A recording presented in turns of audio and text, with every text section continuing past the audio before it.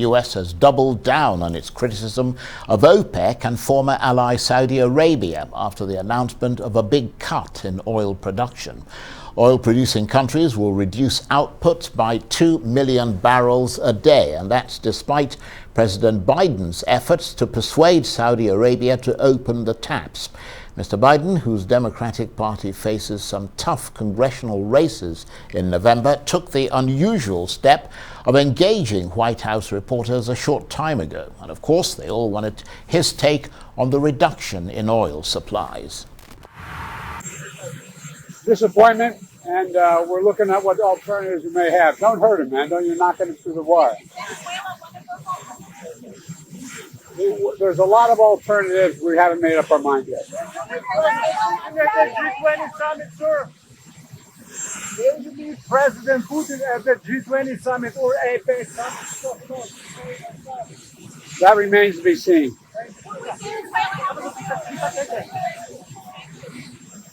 A lot.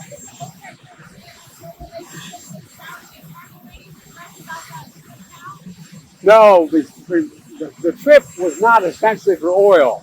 The trip was about the Middle East and about Israel and rationalization of positions.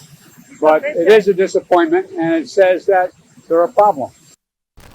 Joe Biden. Well, for more on this and the other business stories of the day, including threats of rolling blackouts in the UK, let's cross to our ICE correspondent, Laurie Laird, who's in London. Laurie, good to see you as always. And you, Charles. The US, of course, not taking this production cut very well, even though oil prices have barely moved since the announcement. I mean, tell us why.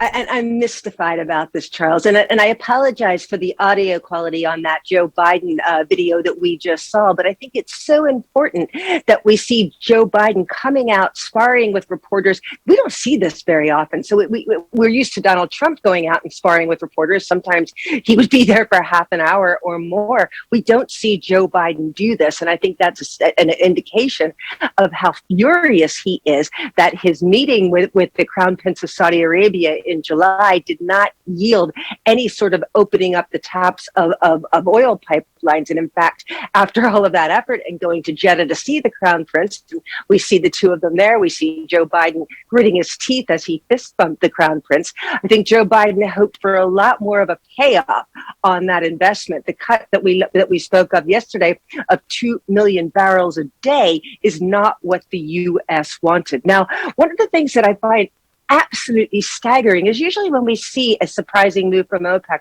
we see an outsized, almost exaggerated move in the oil markets. We're not seeing that at all today, Charles.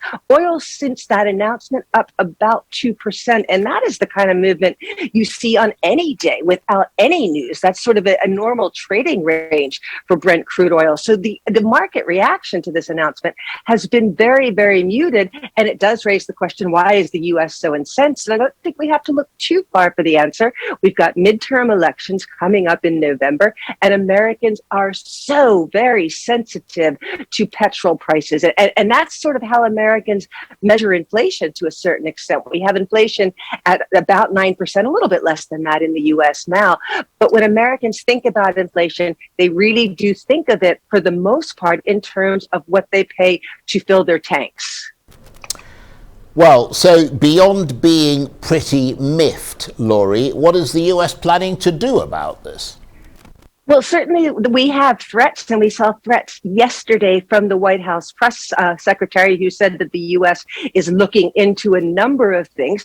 Two things are perhaps on the table. One is to release more supplies from what's called the Strategic Petroleum Reserve. It's a massive storage facility that the U.S. keeps for times of emergency. Now, the U.S. announced a release from this in March. That program will end at the end of this month, but it's crucial to remember that when the U.S. authorized this release from the SPR, that oil was at $120 a barrel rather than below at about 90, where we are now. 90 in historical terms, $90 a barrel is not ridiculously high. Americans have lived with this kind of an oil price before.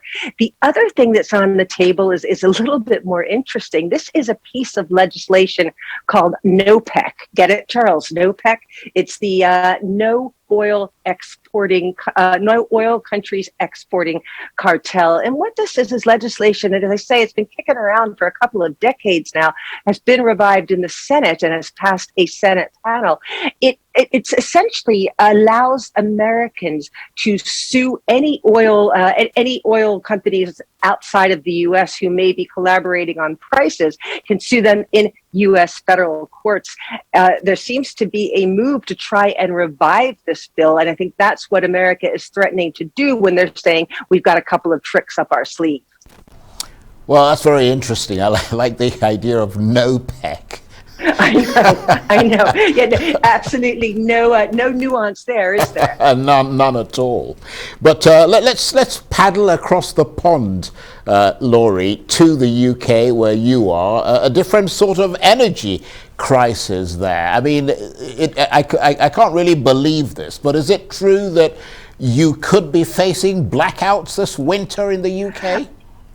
Utterly remarkable, isn't it, Charles? And yes, the National Grid, which is the transmission company that has all of the pipes and the connectors under the ground bringing gas and electricity into our homes, has said in a worst case scenario, and they did put that caveat on it, that households could be facing blackouts over the winter if it's a cold winter, if shortages are what they fear they could be. We could be looking at blackouts of up to 3 hours a day. Yes, in the UK, in the year 2022 into 2023, we're talking about blackouts. I never thought we'd be having this conversation. It feels like back to the 70s for the UK. And in a way to conserve energy, the National Grid is toying with the idea of giving people financial incentives to not use energy during peak hours, which is early in the morning when people are getting ready for school and work, and in the late afternoon, early evening when they come back. The problem is you need a smart meter, as what we see on the screen there.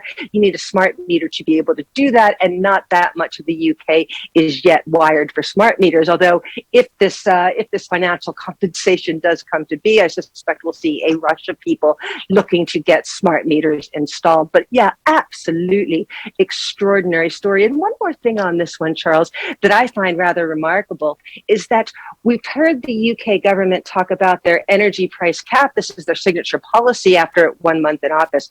One thing we haven't heard from the UK that we have heard from other European governments is conservation, how to use less energy. We've heard nothing from the government about if you turn your thermostat down a degree, you could save X amount, and in some cases a couple of £100 a year. But we haven't had any discussion from the top of government about how people can conserve energy.